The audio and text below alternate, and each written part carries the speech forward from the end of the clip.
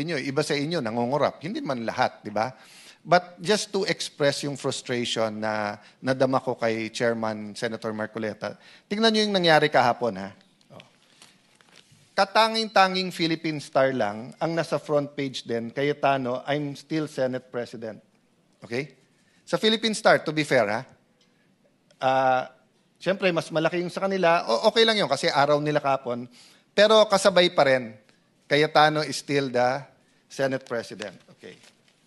Tandaan nyo yung context na sinasabi ni Senator Marcoleta. Hindi naman martial law ngayon. Malayang pamamahayag. So, importante, tama impormasyon natin sa ating kababayan. Titignan mo ang bulletin today, yung isang side lang. Kung meron man nasa loob, sa front page wala. Wala at all. Okay. Siyempre, yung isa sa pinakakilala at alam natin pinaka-credible, Inquirer, sila nandun. Ang Alang Cayetano sa taas, ICC told of Alan Robin tied to Bato. Nagkaroon pa sila ng space para this Cayetano has palace backing, a new PTB boss. He's talking about yung bunso kong kapatid. No? Pero wala dyan po sa harap na Cayetano is still Senate President. Ganito din po sa Manila Times. Senator has power from Cayetano, Bonoan, Group Sus Cayetano.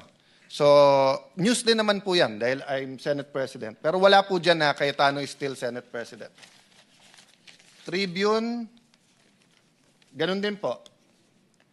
Complaints mount against Cayetano, Senate coup, pero nothing about Cayetano is still Senate President. No?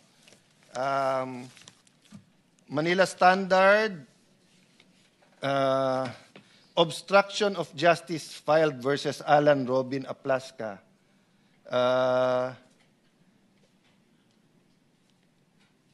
Senate impasse, Blue Ribbon scheduled to June 8. Wala sa front page na tuloy yung Blue Ribbon ngayon. Wala yung Alang Cayetano is still Malaya Business Insights. Alan Robin face obstruction wraps over Bato's escape. Etc. No? So, what's my point here?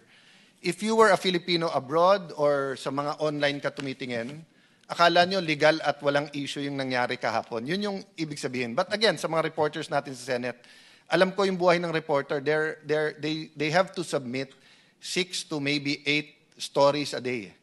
Yung editor at yung naglalatag. Di ba? So, yun lang ang tanong ko sa mga naglalatag ng dyaryo na to. Bakit sa dami nating dyaryo, Philippine Star lang ang nag-report na meron dispute. Meron nagsasabing si Cayetano pa rin ang Senate President at may nagsasabing may acting Senate President. No? On that point, I'd like to thank Senator Robin Padilla because if not for him having the correct strategy of pulling Senator Pia aside or pushing Secretary Remulla pagpasok, hindi kayo nakapasok ngayon dito. No? And I'd like to thank every single member ng staff ng Senado who are here today.